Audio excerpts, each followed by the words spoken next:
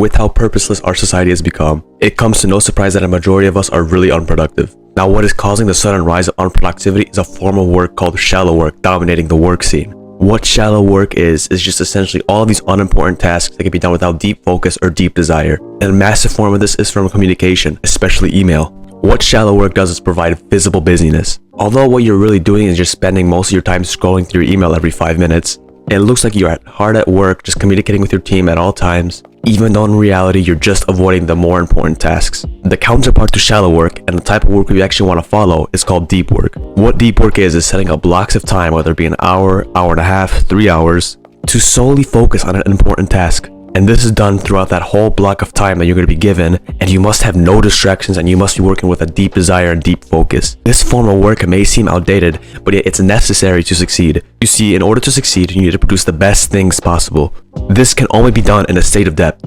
Deep work will help you learn things quickly and will help give you the best input you could possibly give. And of course, producing the best things gets you rewarded by the economy the most. So knowing how to do deep work is a very good asset.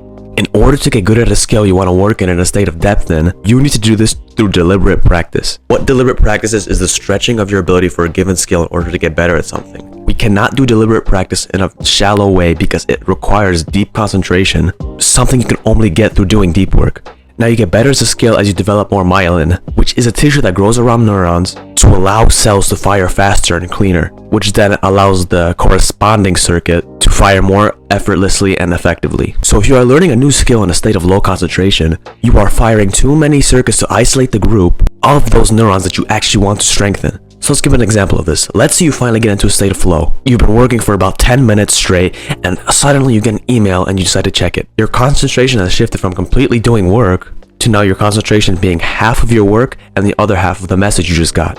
And this is a typical routine that a worker goes through in their day-to-day life. A few minutes of proper good work to then get interrupted by a message or whatever it may be just to get caught up on important stuff. Now, to get good at deep work, yes, obviously you have to practice it, but the law of high productivity is high quality work equals time spent times the intensity of focus.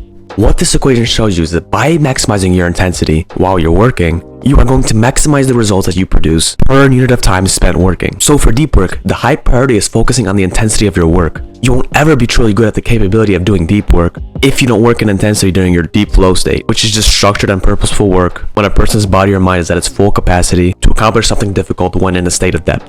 Now you probably are clueless as how you can do deep work, so I'll give you 4 methods that will help you do deep work. The first method is by putting your phone on Do Not Disturb. By putting on Do Not Disturb on your phone, you will not hear any notifications while working, which means your attention won't be switching to half messages, half work. It will just be 100% of your attention goes towards your work. And this is obviously because you don't know if you got a message or not yet. Now method 2 is to set up your deep work blocks into 60 minutes or 90 minutes. Try to get a deep work block done in 60 minutes or 90 minutes in one go. This is the best amount of time as it is not too little, but it's yet not too much so your brain gets completely fried out and drained from all the intense work you're putting on yourself. Now the third method is to do a deep work tracker. Set up a page like this and make boxes for the next 9 weeks.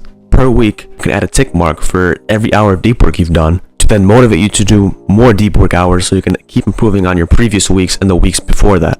And the fourth and final method is shaping your environment. Set up a particular workspace to do deep work, most commonly your room or an office space, and always do your deep work in this area. Now, if you want to take it up to another notch, you can get rid of things like TVs, PCs, and just everything else on your desk, just to get that full effect of being 100% focused and having your environment fully shaped just for deep work. Alright, now there is a twist to deep work.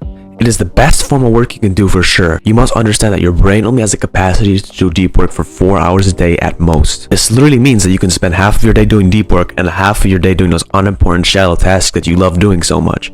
Less is really more, because your brain can only take so much before it starts producing ineffective work because you used up all of your deep work hours for the day. In order to be productive and to produce the best possible work that you can, you must switch from the modern day visual busyness of shallow work and turn to the real business of doing deep work. Now it may be very difficult for you to stop procrastinating on doing the important task and only going to the shallow work, but if you want to be of value, you really need to get that important work done. Check the Self-Improvement Discord in the bio, and I'll see you in the next one.